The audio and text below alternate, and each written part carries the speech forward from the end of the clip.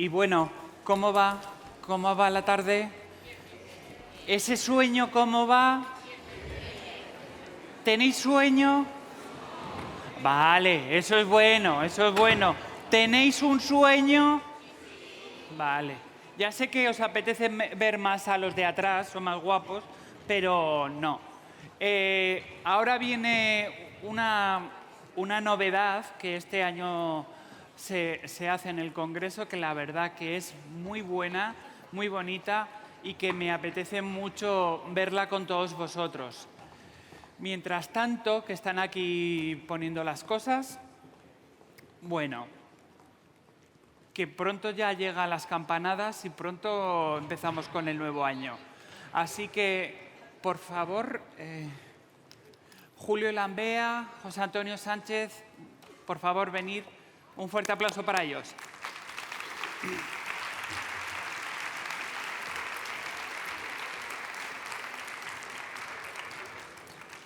Yo tenía ganas de presentaros tipo combate de boxeo, ¿sabes? ¿Cómo lo veis? No somos fighters, no somos luchadores hasta ese punto, ¿verdad? Somos amigos. Va a ser una conversación de amigos. No va a haber cao, ¿no? No va a haber cao. Bueno, os dejo para vosotros todo el escenario y disfrutarlo, que tenemos ganas de disfrutar con vosotros. Un fuerte aplauso. Muy bien, muchas gracias.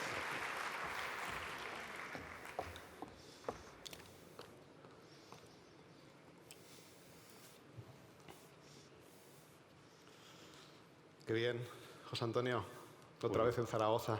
Otra vez. Qué gusto tenerte aquí. Muchas gracias. Estoy aquí por culpa tuya, Fernando. Y yo aprovecho para agradecer a la Asociación Española contra el Cáncer de Aragón.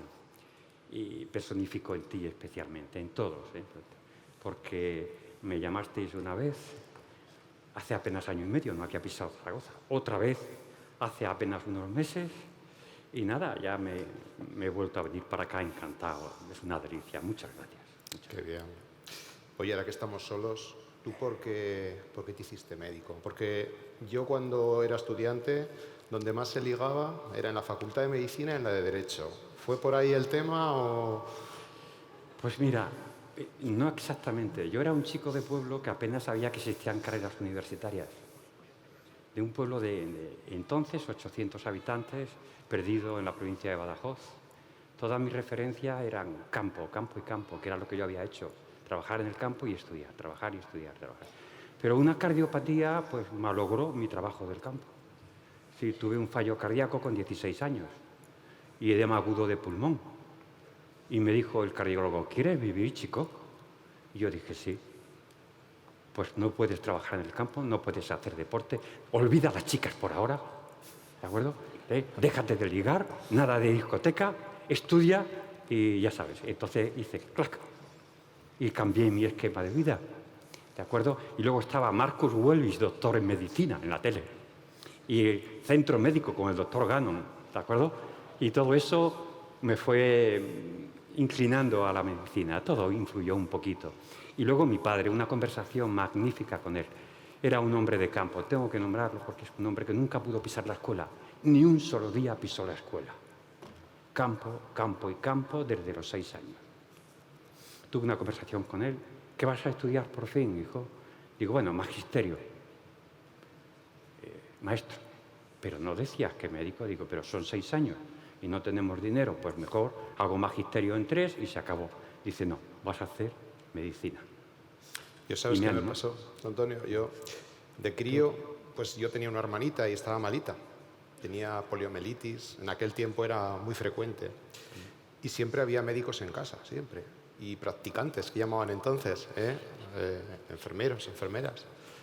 Oye, no sé, quería ser astronauta cuando tenía 4 o 5 años, pero yo creo que como me mareaba en las ferias, dije, pues hombre, mejor médico, así, de paso, pues igual a lo mejor cuando sea mayor curo a mi hermana. Bueno, no pudo ser. La verdad es que no vamos a ponernos tristes, pero bueno, mi hermana, por desgracia, la medicina llegó donde llegó y no pudo superar aquella enfermedad. Pero sí que creo que me ha ayudado siempre a a ver la medicina como un reto, ¿sabes? Y yo creo que tenemos una gran ventaja los médicos sobre otras profesiones, que todos los días nos enfrentamos a un reto. Entonces, yo la verdad es que tengo la gran suerte, y así me lo dicen mis amigos, qué suerte tienes que trabajas en algo tan bonito y que te gusta, ¿no? A ti te pasará, me imagino, lo mismo, ¿no? Lo mismo. Ese comentario me lo han hecho muchas veces, ¿de acuerdo? Es verdad que pesa, la medicina pesa. Y mirar al interior del paciente, que uno lo aprende pronto, Es decir, yo todavía recuerdo cuando aprendí a escuchar la mirada del enfermo oncológico, de residente. Estaba haciendo la historia clínica de un señor mayor, 70, 72 años, cáncer de colon con metástasis hepáticas. Recuerdo, estaba haciendo, y yo, claro, quería concentrarme, era R1, es decir, y él no dejaba, no paraba de hablar, porque claro, él me estaba contando su historia, lo que le inquietaba. Yo todavía no tenía soltura para orientar la anamnesis, la interrogación adecuadamente. Y me violenté por dentro y elevé el rostro para mirarle con cierta dureza, y me encontré con su mirada. Amigo, y me colé de lleno dentro de él. Y ya, ahí, de una vez para siempre, fue un aprendizaje continuo, pero nunca he olvidado en 40 años esa mirada, ¿de acuerdo? Que ha estado ahí presente y a partir de ahí me ha ido enseñando a ver otros ojos, otras ansiedades, otras angustias, otras alegrías, ¿de acuerdo? Y es bonito, ese reto que hemos vivido. Yo ya me he jubilado porque la salud no daba para más, ¿de acuerdo? Pero bueno, sigo aprendiendo, aquí estoy aprendiendo muchísimo, Qué lástima que al estar jubilado no lo pueda poner en práctica, pero bueno, estoy aprendiendo mucho. Mira, hay un vecino mío que es médico y dice que los médicos nunca se jubilan, José Antonio. Nunca. Si hay ocasión ya te contaré alguna anécdota al respecto. Yo creo lo que has dicho, y esta mañana además en un taller, cuando ha dicho el psicólogo que daba el taller, que ha sido excepcional el taller, lo importante que es mirar a los ojos a los pacientes, sí. Se ha escuchado un murmullo tremendo en el taller. Yo creo que eso es importantísimo, importantísimo. Yo quitaría las mesas. ¿Tú no quitarías la mesa de las consultas? Estuve a punto, pero al final con el ordenador. Nosotros tenemos otros ordenadores adyacentes, los oncólogos radioterápicos, porque tenemos siempre una estación de cálculo, o por lo menos de acceso a los planificadores. No fui capaz de hacerlo. Pero después de hacer la historia clínica, ¿verdad?, siempre cogía el teclado y lo apartaba. Me echaba un poquito adelante sobre la mesa y decía, y ahora vamos a hablar. Llamaba un gol, vamos a hablar, ¿de acuerdo? Con lo cual minimizaba la distancia. Hay otros trucos para hacerlo, tú lo sabes. Oye, ¿tú te ríes en la consulta? Porque yo antes estaba escuchando A mí una vez me echaron la bronca porque se oía tanto las risas en la consulta que dijeron estos, pero en una consulta de oncología, ¿qué hacen riéndose? Y oye, a mí me pasa que yo, que llevo pues un tipo de tumores, pues como el que tiene Ángel ayer, que nos hizo reír y llorar.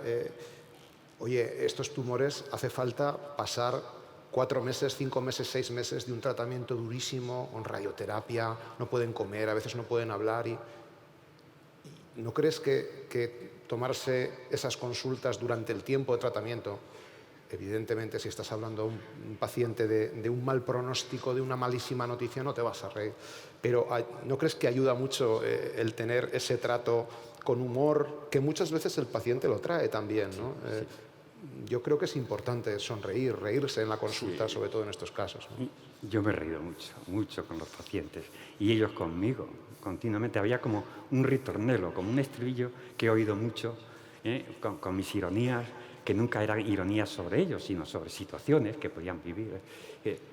Y me decían, hay que ver la forma que tiene usted de decir las cosas. Claro, cuento una pequeña anécdota y es cuando los pacientes me preguntaban, doctor, a cabo de unos años, ¿estoy curado? Y claro, ya sabes cómo somos los oncólogos, somos tremendamente eufemísticos. Es decir, le damos la vuelta por aquí, la vuelta por allá, todo menos decir que está curado. Entonces yo decía, pues no sé, quizá, pero yo solo sé que su tumor está controlado.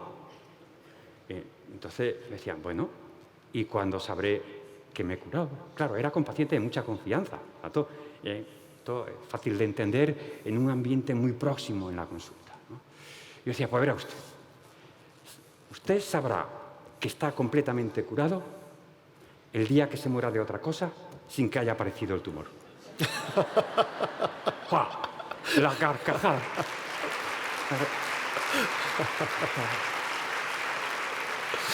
Entonces, la carcajada era sonora y ahí seguíamos con ironías y algunos que las cazaban muy bien. Decían, ¿qué forma de decir las cosas tiene usted? Bueno, y me siguen llamando después de casi 3 años. José Antonio, porque ya era... Mira, que me van a hacer esto y lo otro, pero dime tú si eso va bien o va mal. Pero, sí, confianza. Y bueno, sí, ahí se carga con mucho peso. No sé tú, pero he oído a muchos compañeros nuestros, oncólogos, médicos, oncólogos radioterápicos, otros profesionales implicados en el tratamiento, asistencia de los pacientes. Yo, cuando salgo de aquí, me olvido. Esa frase la he oído, bueno, y yo a veces me encaraba, y todos saben los que me rodean que tengo mucho carácter, que ojo con enfadarme, que soy muy agradable. Yo decía, pero vamos a ver, tú, eso es que no miras a los ojos de los pacientes, eso es que no penetras en sus angustias, esto es que tú bajas los ojos para no quedarte con sus emociones, porque cuando te interesa por todo lo que conlleva la enfermedad, aunque no podamos solucionar todo lo que conlleva la enfermedad, tú te llevas algo de esa angustia a casa. Es verdad que te pasará a ti igual, que conforme maduramos sabemos hacer que esa angustia que cogemos del paciente se vaya disolviendo y que no repercuta en nuestra vida personal ni familiar, pero eso no significa que no carguemos con ella. Asomarse al ánimo de un paciente es estar dispuestos a sufrir con ellos, que eso es lo que se llama etimológicamente compasión, ¿de acuerdo? Padecer con el otro. Yo cada vez más he ido practicando esa oncología. El que no ha querido cargar simplemente es porque no ha querido cargar, ¿de acuerdo? No ha mirado al paciente. Pero si no, claro que se carga. Y lo bien que dormía por la noche, aunque a veces perdiera el sueño 1 hora o 2 pensando en el paciente este o en el paciente aquel. ¿Tú? Igual. Completamente de acuerdo. Porque te conozco, claro. Completamente de acuerdo. Yo te iba a hablar de cuando empezamos la profesión y tienes recuerdos imborrables, ¿no? Yo me acuerdo, en mis primeros años de profesión, pues me tocó en guardias atender a algún niño con cáncer. Yo me acuerdo como si fuera ahora en las guardias, estar sentado con él en su cama en la habitación y les ponían, entonces claro, ahora ya hay más facilidades, pero les ponían la conexión de la televisión a un videojuego, a la PlayStation, que entonces estaba la 1 o la 0,5, porque hace años de esto. Pero recuerdo como si fuera ahora, estábamos allí compartiendo con la madre, con él. ¿Cómo no te lo vas a llevar a casa? ¿Cómo no te vas a ir al día siguiente a tu casa y hacer una revisión bibliográfica de lo que ha salido para su problema? ¿Y cómo no vas a dedicarle horas a ese chico? Es imposible no dedicarlas si te gusta tu profesión y eres humano, ¿no? Entonces, por otra parte, eso además te enriquece. Eso te enriquece y te ayuda a tu día a día. Lo primero porque te das cuenta de la gran suerte que tienes todos los días cuando llegas a tu casa, ¿no? Entonces, bueno, estoy contigo. Yo creo que hay gente que a lo mejor se dedica a esto por otras razones económicas, llevar el pan a casa sencillamente. Es respetable, cada pero cambia mucho si se tiene esa perspectiva. ¿Tú te acuerdas de algún caso así en el que lo hayas pasado especialmente mal con un paciente, que lo tengas en la cabeza? Sí, de los que se quedan en la cabeza muchos, pero te voy a contar un par de anécdotas, Julio. Mira, uno es pues, la paciente que más he querido en los 40 años. Una niña que empecé a tratar con 5 años, un sarcoma, y lo tratamos pues como se trataba entonces, ¿no? Cirugía, luego radioterapia, ya sabes, ¿no? En fin, te estoy hablando del año 1985. Y bueno, nos hicimos tan amigos. Bueno, ella siguió en oncología pediátrica, pero yo iba mucho a su casa. Charlaba con los padres, cogimos una gran dependencia afectiva, fui a su primera comunión, ¿de acuerdo? Y había una relación ahí ya como casi familiar. Y cuando la niña tenía 18 años, desarrolló casi simultáneamente, apareció una recidiva, una metástasis ósea de su sarcoma y otro sarcoma, un osteosarcoma claramente radioinducido. ¿De acuerdo? Porque estaba en el trayecto de la radiación que yo utilicé, todas las características y todos los requisitos para ser radioinducido. Claro, yo participé en el diagnóstico porque siempre venían a mí antes que a nadie. Bien, pues se hizo cirugía, luego quimio, recidivó, nueva cirugía, nueva quimio, recidivó. Siempre se iba a locales, era nasosinusal, es decir, entre los ojos, como tú sabes, en la parte posterior de la nariz, senos hemorroidales, y ya en la nueva recidiva invadía las órbitas, desplazaba los ojos, y ya no se iba a hacer nada más. 21 años, ya no se iba a hacer nada más. Y la madre me dijo, mira, José Antonio,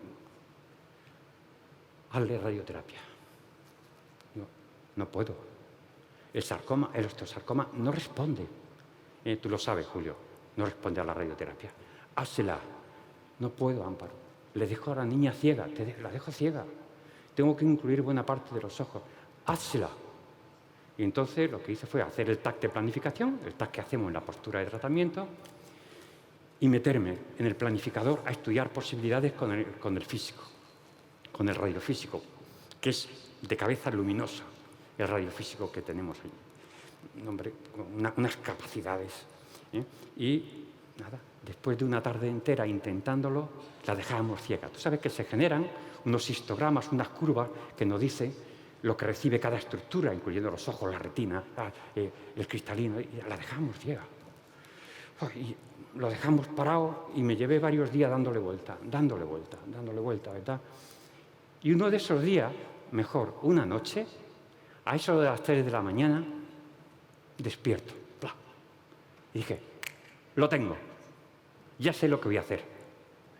Y a las 3 de la mañana vi lo que tenía que hacer, pero claro, bueno, me dormí plácidamente. Pero esto es medicina, ciencia, no intuición ni corazonada. Entonces, a la mañana siguiente me senté con el físico en el planificador y le dije lo que había que hacer. Mete el haz por aquí, tal, otro haz aquí y pesa. .70, .15, .15. Todavía recuerdo la cifra. Me dice, ¿cómo? Eso es una desproporción. Digo, pesa .70, .15, .15. Y dale a cálculo. Lo hizo, cálculo. Me mira y dice, lo has hecho. Entonces, tratamos a la niña y, curiosamente, hizo una respuesta completa. Desapareció el tumor y murió varios años después de otra metástasis. Eso quedó. Eso es un reto, Antonio. Eso es un reto. Eso es un reto.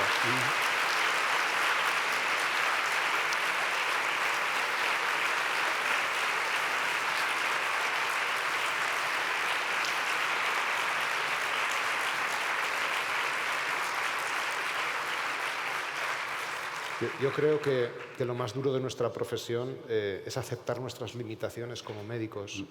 Afortunadamente la ciencia avanza y avanza cada día más deprisa, pero nosotros llegamos donde llegamos. Tú, José Antonio, esto lo sabes además porque no sé si eras ya jefe de servicio de radioterapia cuando te diagnosticaron un cáncer de próstata, José Antonio, y en Sevilla. Sí. ¿Cómo lo viviste ese día? ¿Cómo llegaste a casa? ¿Cómo pasó aquello? Aquello fue también duro. En un aspecto, en otro aspecto fue plácido. Vamos a ver, como lo digo esto sin emocionarme mucho. Yo me di cuenta de que tenía un cáncer de próstata casi con toda probabilidad, mientras mi mujer recibía quimioterapia. Entonces, bueno, pues esperé. Y cuando ella se recuperó, física y anímicamente, ¿de acuerdo?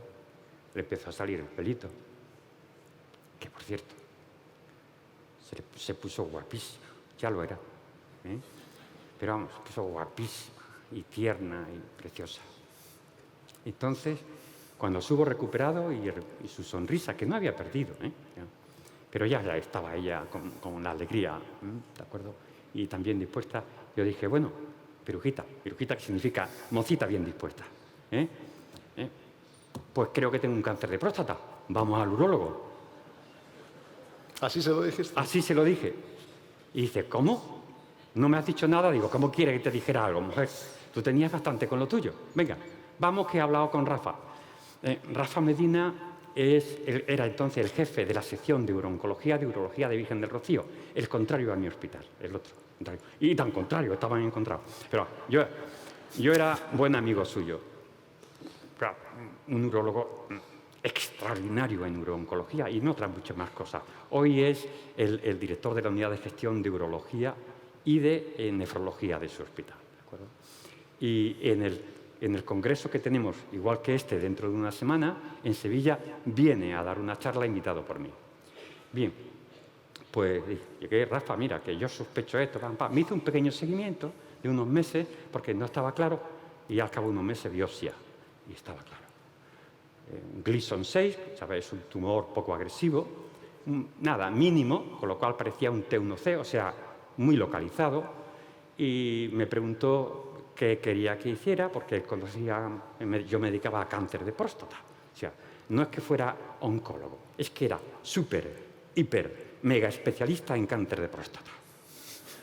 Todo el día dando charlas por toda España sobre el cáncer de próstata. ¿De acuerdo? Mi maleta era el baúl de la Piquer. Bueno, pues de un sitio para otro. Bien, y ya dije, yo no he pensado nada, Rafa. Tú eres el que piensas que para eso te he buscado. Y me dijo, mira, pues te voy a hacer cirugías robóticas porque padeces del corazón, más adelante puede que no sea posible. Ahora, digo, ¿cirugía robótica o abierta? Y dice, no, es que a mí la robótica se me da muy bien. Y bueno, pues me hizo cirugía robótica y dice, oye, es que tengo 1 mes y medio de lista de espera. Digo, pues me voy a trabajar. Y además le hice una advertencia. Y además él me conocía. Digo, no se te ocurra quitar a nadie de lista de espera para ponerme a mí. ¿De acuerdo? Ni se te ocurra. Dice, no, pues Antonio, es que no se me ocurre. ¿De acuerdo? Tú entrarás cuando te toque. Dije eso. O sea, y me llamó una semana antes, me di de baja para estar ya con mi mujer, tranquilo, confortable. Y así fue el comienzo. Luego, el problema es que, bueno, ya sabes, esto de la dinámica ha salido mucho. Y aprovecho y lo digo, verá. Ha salido ahora el tema del cáncer del que yo he padecido.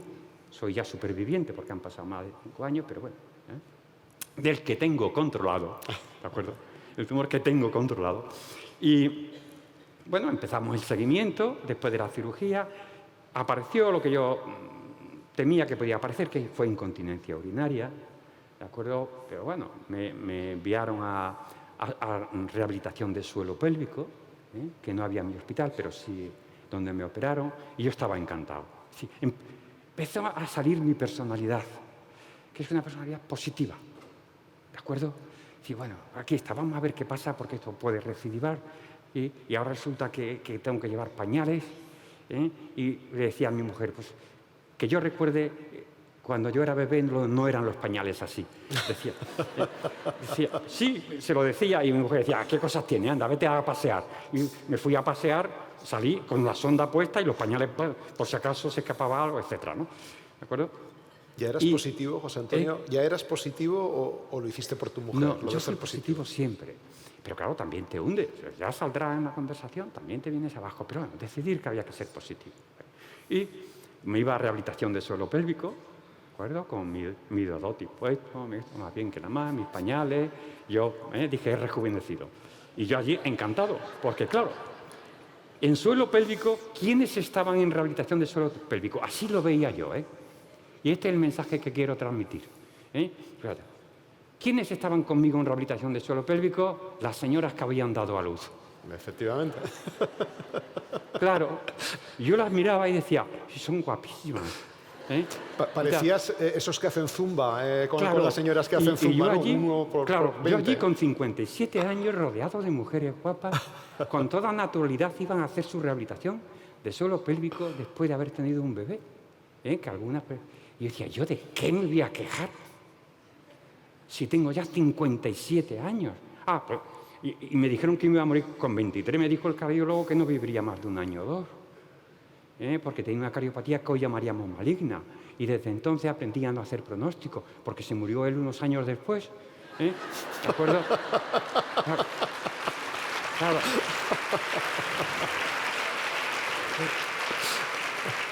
Y, claro, siempre he eludido mucho los pronósticos por una obviedad. Solo Dios sabe cuándo se va a morir. ¿De acuerdo? Y el médico puede orientar en ese sentido, pero orientar, ma non troppo, Ojito con los pronósticos. Entonces, él murió muy joven y yo, contra todo pronóstico, pues desde aquello que me dijo, pues han pasado 45 años. ¿De acuerdo? Y aquí estoy dando gracias a Dios y gracias a la vida y gracias a todos los que me han cuidado y tal. Y ahí tiré. Luego ya el tumor se reprodujo a los 2 años. Desde un año miedo, antes. Antonio, cuando se reprodujo, ¿sentiste miedo? Ahí sí, ahí ya, claro. Sabía lo que era un fallo bioquímico. Es decir, tú sabes que se reproduce el tumor, no lo encuentras, pero está. Y el PSA alcanza un nivel en el cual ya está indicado un nuevo tratamiento de rescate.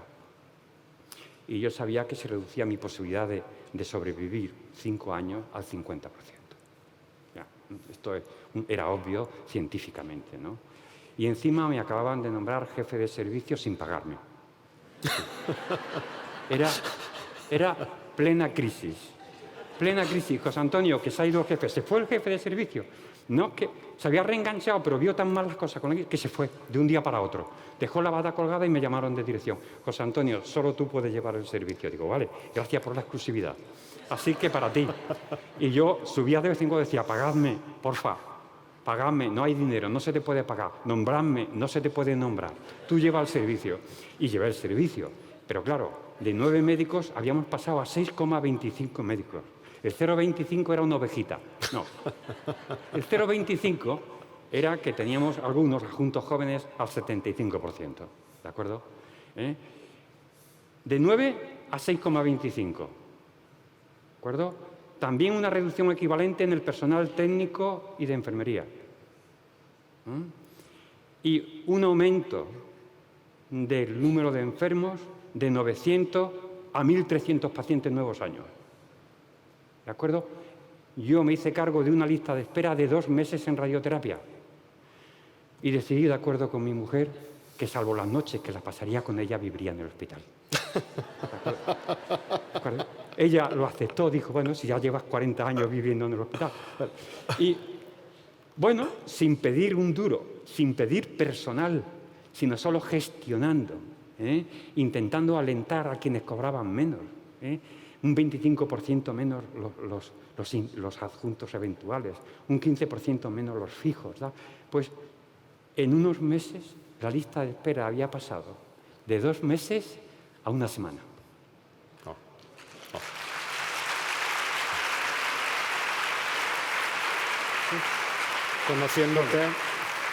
Conociéndote, no me extraña absolutamente nada, José Antonio. Gestionando los recursos, gestionando los tiempos e incentivando al personal cuando a algunos, como los técnicos, solo les quedaban 400 euros al mes para comer. ¿De acuerdo? Y yo era consciente. Y aún así tenía que alentarlos.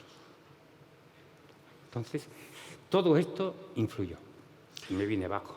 Empecé a darme cuenta que había entrado en electroencefalograma plano. ¿De acuerdo? Ya sabía resolver los problemas por experiencia, pero ya mi afectividad fallaba, me afectaba mucho todo, no era capaz. Y dije, José Antonio, ¿no estás bien? ¿Te has deprimido? ¿De acuerdo? Pues ya está, tú no eres un Superman.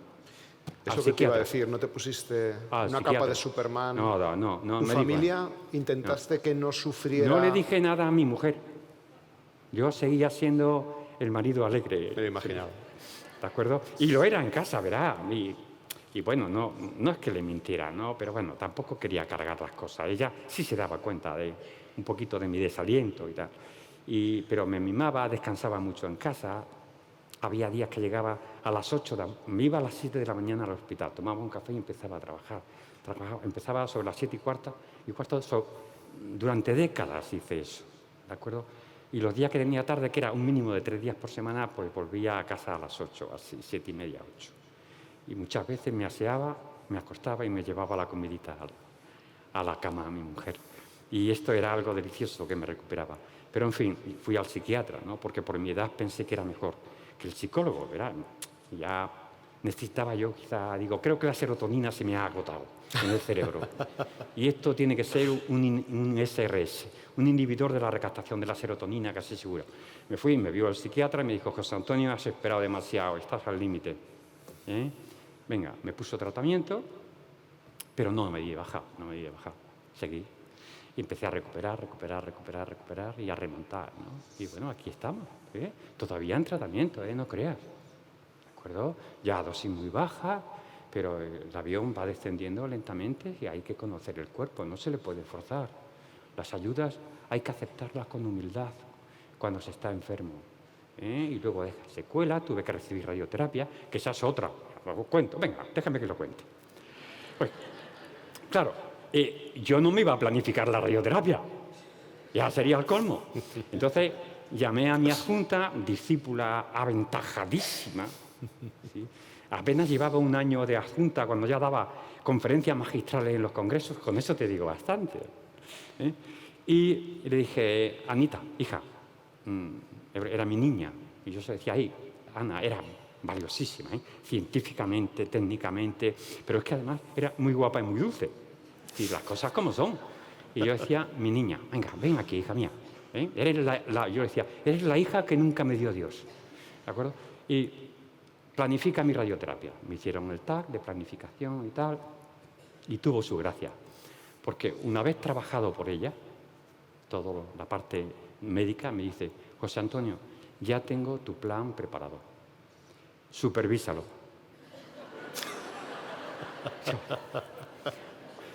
Ana, por favor, ¿cómo voy a supervisar mi plan terapéutico? Si no lo supervisa, no lo autorizo. Y si no lo autoriza, es que los aceleradores no lo ven. La autorización es una clave que hace que automáticamente el acelerador reconozca el plan de tratamiento con nombre, apellidos, todo. ¿De acuerdo? Se fija. ¡Pum! Y lo repasé. No había nada que modificar, era perfecto. Y le dije, Ana, es un plan perfecto. Y entonces lo planificó. Le dije, quiero empezar el 7 de enero para terminar el 27 de febrero. No me pongas en el acelerador súper magnífico que tenemos. Ponme en los aceleradores viejos. ¿Y por qué? Digo, porque son clónicos y cuando uno se avería me pones en el otro. Y cuando el otro se avería me voy al 1. Y así empiezo el 7 de enero y termino el 27 de febrero porque el 28 es el Día de Andalucía. Y así fue. ¿Sabes? Y bueno, y poco a poco se fue controlando el tumor y en la última revisión de hace 5 meses, controlado seguía. Oye, José Antonio.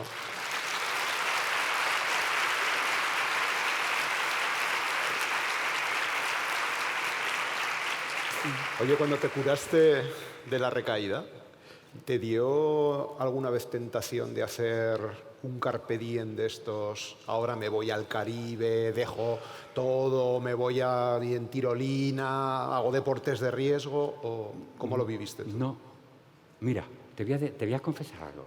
Y confesar, utilizo la palabra queriendo. Yo soy más espiritual y más cuaresmal que carnavalesco. ¿De acuerdo? Sí, yo he sido siempre bastante espiritual y con una fe profunda. ¿De acuerdo? Pero bueno, también he tenido mis alejamientos de Dios. En el momento de la reciba, pues no estaba yo en mi mejor momento espiritual. Y sí me sirvió para iniciar un lento acercamiento al Señor. ¿De acuerdo? Lento. Empecé a detenerme más en la capilla del hospital, a charlar más con Él, a contarle mis cosas, a pedirle ayuda. ¿De acuerdo? Hablaba con Él y así fui progresando. Progresando. Luego fui a la confesión, porque va con mi fe. Di ahí un empujón a mi vida espiritual. Empecé pues, lo que me gustaba, rezar el rosario, que lo había hecho muchas veces, y charlar, sobre todo el rato de oración, media hora charlando con el Señor. Y me iba a alguna iglesia cercana, donde estaba el Señor expuesto, en el Santísimo, y me iba y charlaba con Él, de tú a tú. Ese era mi puenting, ese era mi carpe diem, ¿de acuerdo? Esa era mi emoción. Ahí compartía yo y sigo haciéndolo. Pues mis cuitas, mis inquietudes, ¿de acuerdo? Y mis enfados. Mis enfados son tan potentes que no son enfados, son cabreos, ¿de acuerdo? Es decir, disculpadme la palabra, pero no existe otra similar, ¿de acuerdo? En castellano, ¿no? Eso lo dice José Saramago, se lo he copiado, ¿de acuerdo? Y ahí, pues, retomé mi vida espiritual. Y ahora, pues, como estoy jubilado, pues, además de colaborar en todas estas cosas relacionadas con el cáncer, que me emocionan, me ayudan, me hacen ser mejor. Porque eso me sirvió la Reciba para ser un poquito mejor, o un pocazo mejor. Y ahora, pues, colaboro con mi parroquia del Puerto Santa María, donde ya jubilado paso más tiempo, llevo la comunión a los enfermos. Lo paso fenomenal con ellos. Son ancianitos que no pueden moverse, personas muy enfermas, que apenas pueden moverse, echarlo. Hombre, y de paso leo algún informe. Mira, José Antonio, que he estado en el cardiólogo. A ver, Carmen, hija, ahora, tráeme el informe. José Antonio, y José Antonio lee el informe. ¿De acuerdo? Pues, ¿qué voy a decir? Porque está bien orientado. ¿Voy a decir yo a un compañero? Pues claro que no. ¿De acuerdo? Y tiene muchas gracias porque luego en la parroquia, donde ya me conocen como el médico de la parroquia, porque he atendido varios desvanecimientos, claro, las parroquias, yo suelo ir allí cuando estoy a misa diaria, y claro, van muchas personas mayores, y de vez en cuando, ¡pac!, se cae alguna. Y entonces tiene mucha gracia el párroco. Nos llevamos muy bien. Y me dice, tranquilo que va el médico enseguida. Bueno,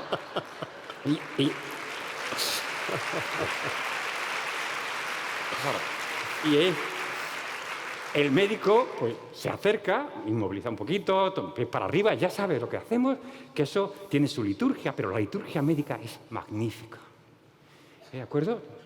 Entonces, pues eso, como la ocultación tiene su liturgia, la exploración tiene sus formas, y son formas relajantes para el paciente.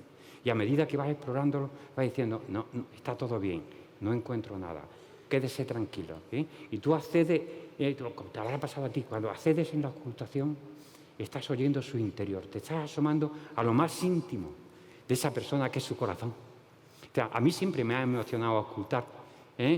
Me pasó una anécdota con esto, de la ocultación.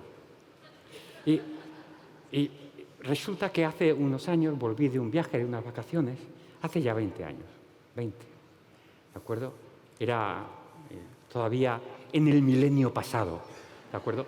Y, bueno, me dejan una nota, doctor Sánchez Calzado, le han dejado un paciente del turno de la mañana que no se ha podido tratar, que viene nuevo, hay que planificarlo y tal y cual. Vendrá a las 4:30. Bueno, yo lo encontré hecho, pues perfecto. Mi norma es todo el que llegue se le atiende. Entonces llegó el paciente, pasé, empezamos a hablar, el tratamiento que le iba a hacer. Recuerdo que era un carcinoma rectal y venía para el plan de tratamiento, el diseño del plan de tratamiento. Y estando en la consulta me dice, doctor, ¿usted hace 18 años estaba en Virgen del Rocío? Y yo le dije, pues sí, estaba en Virgen del Rocío. ¿Es que me trató usted, digo, de un adenoma de hipófisis? Dice, sí, señor, de un adenoma de hipófisis me trató usted. Dice, y le recordamos mucho, mi mujer y yo, porque le hemos visto pasar antes de entrar. Le recordamos mucho porque era usted el único que me ocultaba. ¿De acuerdo? Y era así. Y, por cierto, murió en mis manos esa misma tarde. Al tumbarlo en la camilla se le paró el corazón. Madre mía. Fíjate. O sea, nada, un rato después se le paró el corazón, debido a que era un hombre con un infarto previo y tal, y le repitió allí, sin nada, al tumbarse. ¿De acuerdo? Murió allí, intentando hacer nosotros lo que podíamos, ¿no? Pero ya ves que las anécdotas pues, se multiplican. Y tú tendrás, venga, sí, me pasó suelta. algo que enseña a que a los pacientes hay que escucharlos siempre. Un día en el AVE, yendo precisamente a un curso a Madrid, estábamos en el vagón y una señora de unos 70 años perdió el conocimiento, lo típico de algún médico, pues acudimos ahí 3 o 4 médicos, y había una que era americana, era una internista americana, hablaba en inglés todo el rato, y además, ya sabéis cómo son los americanos, tienen todo protocolizado. Entonces, estábamos allí un par de compañeros del hospital atendiéndola, era una bajada de tensión, la pobre mujer enseguida se recuperó, y ella no hacía más que repetir constantemente el protocolo, quería parar el AVE, quería que viniera una ambulancia, y al final, claro, nosotros hablábamos con la mujer, y le explicábamos que esto había sido una baja de tensión y la mujer nos empezó a contar que había tenido el fallecimiento de su marido muy reciente, estaban con los problemas de las herencias, tenía una tensión nerviosa tremenda y no descansaba. Y sencillamente estaba preocupada porque su hijo no iba a llegar a la hora adecuada a buscarla a la estación. Si hubiéramos seguido los protocolos de aquella médico americana, probablemente hubiéramos tenido que traer un helicóptero, parar el AVE y tan fácil como escuchar a la paciente, sonreírle, darle un vasito de zumo y llegó perfectamente a su destino y hablamos con el hijo. Yo creo que escuchar, el oído, es el órgano más importante de la asistencia a un paciente. Es que hay que escuchar a los pacientes. Y a veces no lo hacemos. Son los tempos de la consulta. Hay un tiempo para ti, otro para el paciente, y luego hay un tiempo conjunto de diálogo. Esto, ya estaba yo, porque me aconsejaron darme de baja laboral antes de la jubilación, y así ya llegué a los 63 años, ¿no? Por eso, pocos meses antes de... Y bueno, ya estaba de baja, pero me invitaron a un curso de calidad asistencial en la que era mi jefatura de sección de calidad en radioterapia, pero a dar una charla a toda la cúpula del SAS, del Servicio Andaluz de Salud, en un congreso de calidad asistencial. Fui a dar mi charla, ¿no? Y se trataba de exponer aspectos que se podían mejorar. Y yo llevaba 10 puntos para mejorar en las consultas. No los recuerdo todos. Pero, claro, los expuse. Ninguno costaba ni un solo euro. Ni un solo euro. El primero era ponte de pie para recibir al paciente. Ya está. Es lo que yo hacía.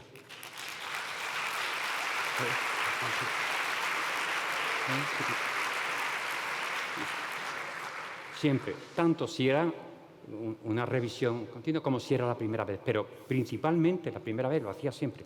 Me ponía de pie, ya entraban, yo ya estaba de pie y yo siempre, segundo punto, esboza una levísima sonrisa. ¿Por qué leve?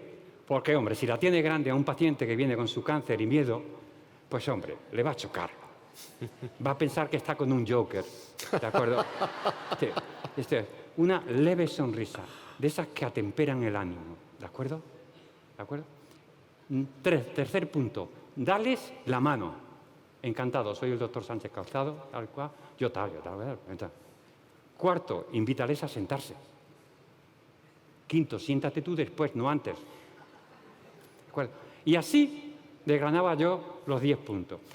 Bueno, tanto gusto que mi gerente, que estaba allí, el gerente de mi hospital, se acerca y dice, José Antonio, lo vamos a utilizar para la felicitación de Navidad y le vamos a llamar el decálogo del doctor Sánchez Calzado.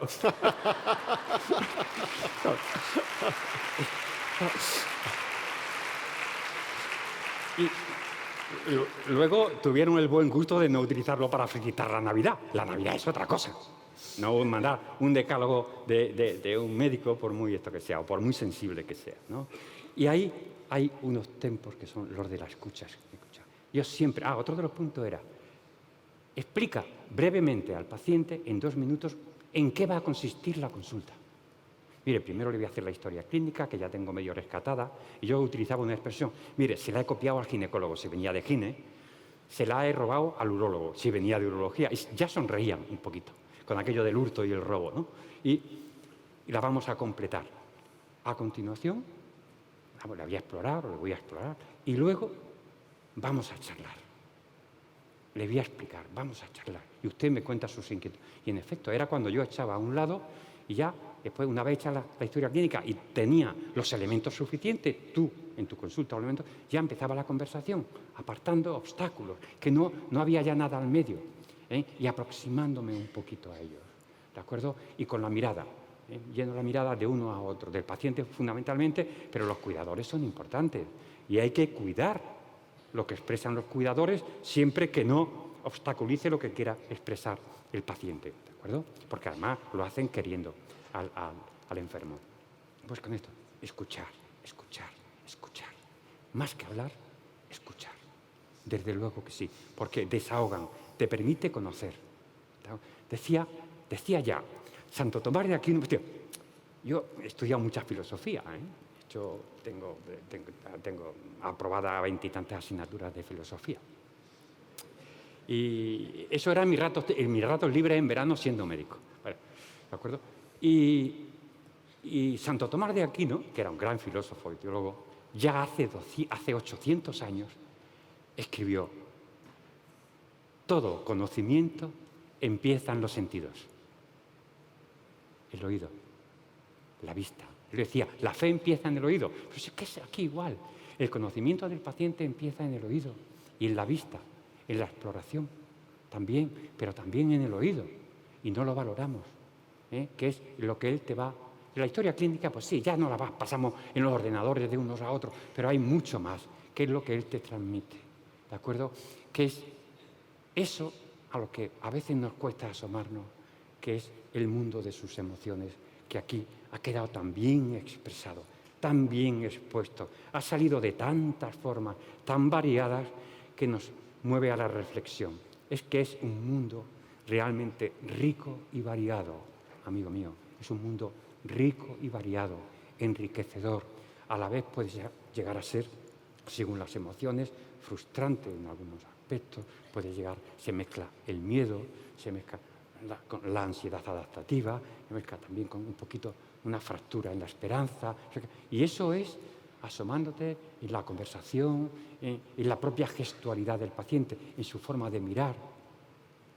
Las miradas, ¿de acuerdo?, también nos dicen mucho, pero tienes que tener una buena disposición. Es verdad que estamos muy presionados, es verdad, la presión asistencial, pero yo he conseguido en mi vida laboral, sobre todo en los últimos años, en los últimos 10 o 15 años, administrar muy bien mi consulta.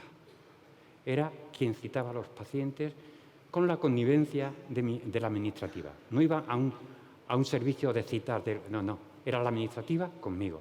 Y ya la administrativa tenía tanta confianza conmigo que me citaba a los que quería. Y le he citado, ella sabía que mientras yo tuviera tiempo libre, veía a los pacientes. Y sabía qué días podía citarme a los pacientes nuevos, siempre con 45 minutos, de 45 a 60 minutos para cada uno. Los pacientes de revisión ya eso venía más dado, me daban 15 minutos, pero alargaba la consulta como podía. El que se alargaba mucho lo citaba por la tarde, que iba a estar tranquilo, si era de cerca, en fin, esas cosas que hemos hecho tantas veces todos, ¿no? Y de esa forma he podido dedicar más tiempo a las emociones, que es algo sobre lo que he escrito mucho. Escribí. Eso iba a decirte, lo tenías calladito, pero me consta, además me has regalado 2 libros, eres un gran escritor. Aprovechando que has dicho que has estudiado filosofía, la escritura, José Antonio, porque a veces los psicólogos nos dicen, cuando tengas un problema muy grave, o haz deporte o escribe, o ambas cosas. ¿Tú buscaste en la escritura una liberación de la enfermedad o llegaste a la escritura porque realmente querías expresar tus emociones, tus sentimientos en un papel? Había llegado mucho antes de la enfermedad, pero a la vez fruto de la otra enfermedad, de la cardiopatía, y de una epilepsia que me diagnosticaron con 34 años, pero que realmente era de nacimiento. Lo que pasa es que nunca había sido florida. Es una epilepsia parcial, por tanto, compleja, en el sentido de que no da ataques de ningún tipo, ¿de acuerdo? Y entonces, por narices, era un hombre de reposo, y me había hecho reflexivo. Había leído bastante, y un buen amigo oncólogo médico, Antonio Duque, pues el jefe de Oncomédica, me dijo, José Antonio, hay un congreso de SEOM, de la Sociedad Española de Oncología Médica, y vamos a publicar un libro llamado Cuentos de Médicos. Vamos a escribir 6 u 8 oncólogos médicos, pero tú, aunque seas oncólogo radioterápico, ya sabes tú, la lucha que a veces hay, tú, aunque seas oncólogo radioterápico, pues escribe un cuento. Lo escribí. Había escrito algunos así en mi juventud, de adolescente, pero aquí ya tengo 65, pues tenía unos 40 años. O 45, no lo sé. Y se publicó. Y me dice, no me ha gustado nada. Porque ya ves, Antonio Duque hablaba así. No me ha gustado nada, no dice nada. Digo, cuenta una historia sencilla. Pero a los 2 años, en el siguiente congreso me dice, escribe otro, José Antonio. Aunque no me gustó nada, escribe otro. Bueno, y escribí otro. Lo que él no sabía es que yo había seguido escribiendo pequeñas historias. Escribí otro relato, pero si el primero era de 8 páginas, este era de 46. 46 páginas o 50, no recuerdo, para mí solo, ¿sabes? Y cuando volvió del Congreso me dijo: José Antonio, qué cuento más bonito. Es el mejor del volumen, me dijo él. Qué historia más bonita. Digo, pues es la historia de mi niñez transformada. ¿Eh? Claro. Pues que... Qué bonito. Oye, José Antonio, una de mis películas favoritas es La vida es bella. Imagino que la habrás visto. Sí, claro. Si a ti ahora te diagnosticaran, Dios no quiera, de una nueva recaída, y en este caso, por desgracia, es un poquito fuerte lo que te voy a decir, pero ya incurable, ¿tú serías el protagonista de esa película o compartirías con tu familia el sufrimiento de tu enfermedad, de tu diagnóstico? Parcialmente, con mi mujer sí. Porque es que nosotros no tenemos hijos, ¿de acuerdo? Y tenemos los dos... Es muy sensible, Carmen. Es una mujer muy sensible, muy linda. Y entonces yo no puedo ocultar determinadas cosas porque no debo. ¿De acuerdo? Nosotros tenemos un concepto del matrimonio que es que hay que compartir. Ojo, que yo a ella le he ocultado cosas durante un tiempo a veces para que no sufriera, pero buscando el momento de hacerle partícipe. Una cosa es no ocultar y otra cosa es no buscar el momento oportuno. Hay que buscar la oportunidad. Cuando hay cariño, se busca la oportunidad. No se es salvaje, ¿de acuerdo? Eso te mueve el cariño. Entonces sí lo compartiría con ella. Y como ella es tremendamente intimista, mucho más que yo cuento a todo el mundo que tenía un cáncer. Lo decía Ángel. Bueno, cuando lo dijo, ¡buah!, me llegó al corazón. Y dije, anda, igual que yo, ¿de acuerdo?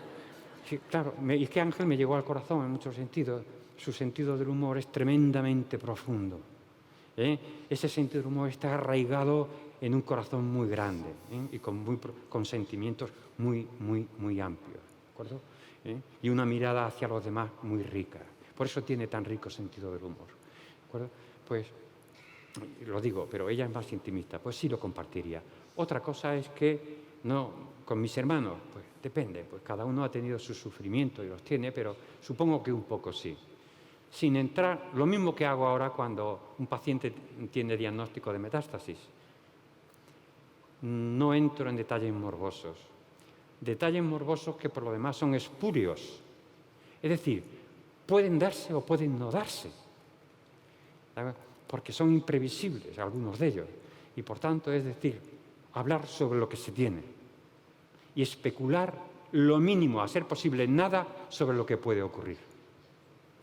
Esa ha sido mi norma siempre. Y así se lo explicaba a los pacientes. Bueno, doctor, ¿y si tal cosa, qué haremos? Digo, eso es especular. Y la especulación lleva a la ansiedad, no resuelve nada. Ahora, tenemos esto. Para esto tenemos este tratamiento inmediato en la metástasis, que es esta primera línea hormonal en metástasis y el cáncer de próstata. Esta primera línea hormonal puede ser efectiva 6 meses o 6 años. Ya veremos.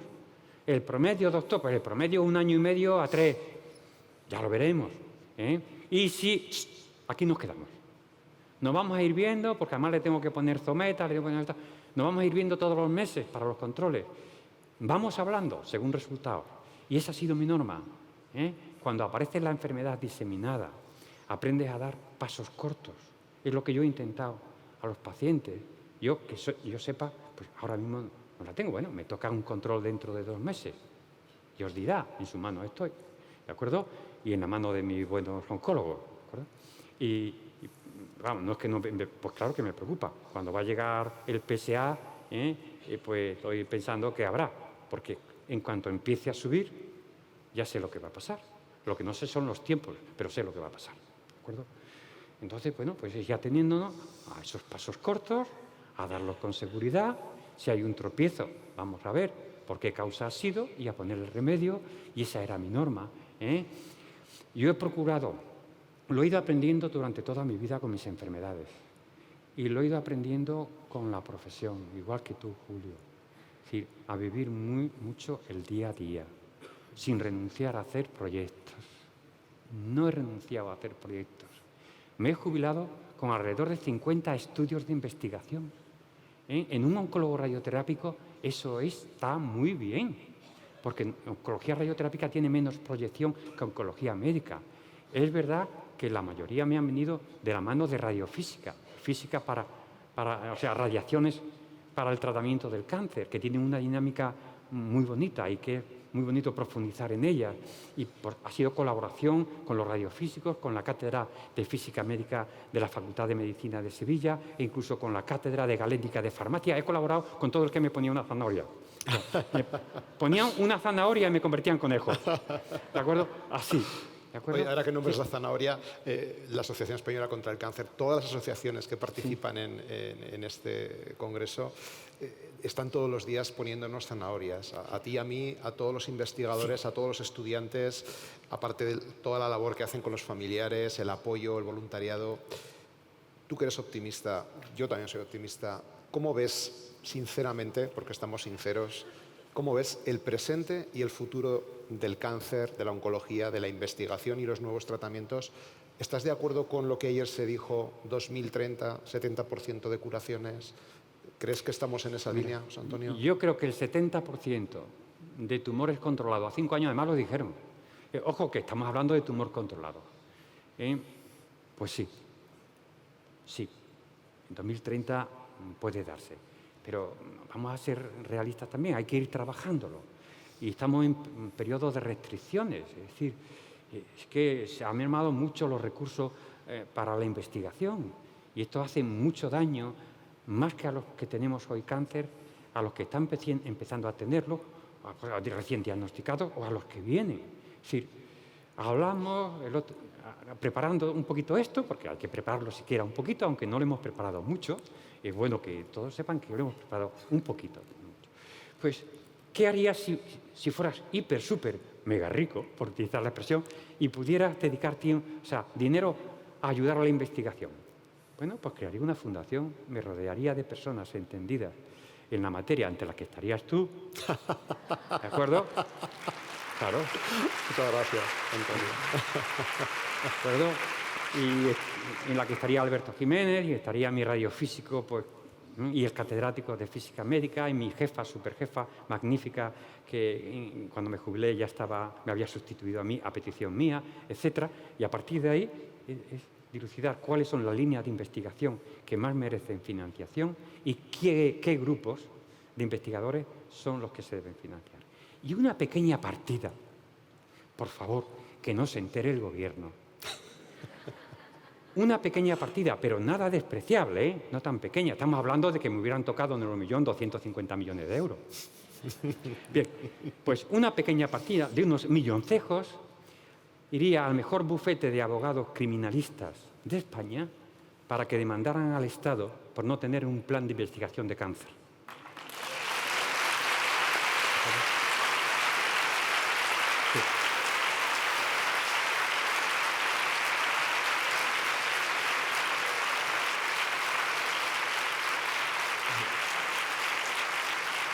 Sí. Que conociendo las conchas que tiene el Estado, que son muy difíciles de quitar, son costras, ¿de acuerdo?, que les hacen tremendamente insensibles para muchas cosas, sensibles en otras, pero insensibles en otras. Posiblemente no llegaríamos a nada, pero saldríamos en todos los telediarios, ¿de acuerdo?, estaríamos en todos los periódicos, las redes sociales arderían, ¿de acuerdo?, y al final esas voces serían las que conseguirían, quizá no nuestra demanda, que el Estado español tuviera pues, un proyecto, un plan de investigación en cáncer. ¿De acuerdo? Y yo lo veo con optimismo. No nos queda más remedio que ver con optimismo. Lo que hemos visto aquí, de los investigadores que han pasado, que son una pequeña pero enjundiosa muestra de nuestros investigadores, más los que están en otros países, que se han tenido que ir, más los que son de otros países, a mí me dan muchas esperanzas. De hecho, ¿qué es lo que venimos haciendo ya en las últimas décadas? haciendo con nuestros pacientes, en el buen sentido hacer, recomendando, al terminar todas las líneas de tratamiento, cuando ya el tumor progresa y no tenemos nada más que ofrecer, ¿qué hacemos? Pues a un ensayo clínico, a un estudio, porque brinda no solo la oportunidad de ayudar un poco más a ese paciente, que se tiene que sacrificar mucho. Tú lo sabes, Julio, porque el paciente que entra en un ensayo es un paciente que a veces tiene que pasar toda la mañana en el hospital, al que hay que hacer varias extracciones seriadas para ver cómo va el fármaco en sangre, en ensayo fase 2, luego en el fase 3 tal, luego, y por tanto llega a ser tedioso, es una gran generosidad por parte del paciente. Pero lo hacen, cuando ven las entrevistas, lo hacen no pensando en ellos, sino los pacientes que vienen detrás. Yo lo veo con optimismo, pero no lo veo con incertidumbre, pero sí con un optimismo moderado. Hace falta invertir más, pero no porque falten recursos humanos. Las personas están, y los chavales, las chavalas se están formando muy bien, los científicos, las científicas se están formando muy bien, pero tienen que irse o tienen que dejar finalmente la investigación y dedicarse pues, a dar clase en un instituto, porque es que así tienen sus 1.800 euros asegurados y de la otra forma no. Ahora que ya casi nos van a cerrar la cafetería, que están ya los cámaras medio recogiendo, yo querría terminar con un deseo tuyo. No voy muy allá. Para el 2020 y con un deseo mío. ¿Qué deseo tendrías para el 2020? Pues verá, yo el deseo para 2020 es que todas las personas que tenemos cáncer podamos seguir, y a los que se les diagnostique durante este tiempo, mi deseo sería que pudieran seguir viviendo esclavos de la esperanza. ¿De acuerdo?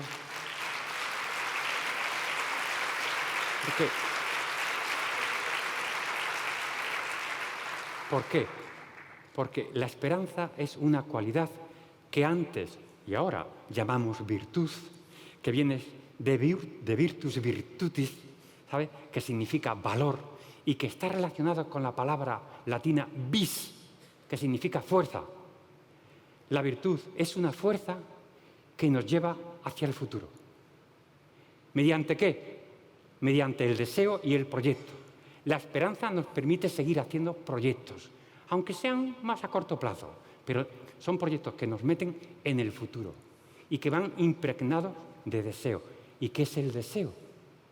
El deseo es aquella emoción, aquel sentimiento que coge algo que no tenemos y que puede estar en el futuro y nos lo trae al presente. El deseo, que va vinculado al proyecto y a la esperanza, hace posible que lo que aún no tenemos lo podamos tener hoy. No podemos vivir sin deseo y sin esperanza.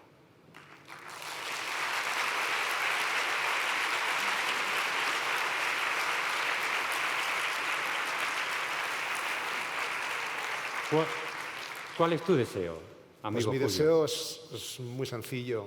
Yo soy una persona que cree que la felicidad es la suma de pequeños trocitos. Creo que la felicidad completa o la felicidad única no existe, y esos pequeños trocitos creo que son compatibles con el padecimiento de una enfermedad como el cáncer, con el sufrimiento de los familiares que tienen en esa familia un paciente que sufre cáncer, pero que no estáis solos, que de verdad vamos a hacer todo lo posible para que, a pesar de ese cáncer, ojalá que lo podamos curar, y aunque no lo podamos curar, podáis ser felices en esos pequeños trocitos. Ese es mi deseo.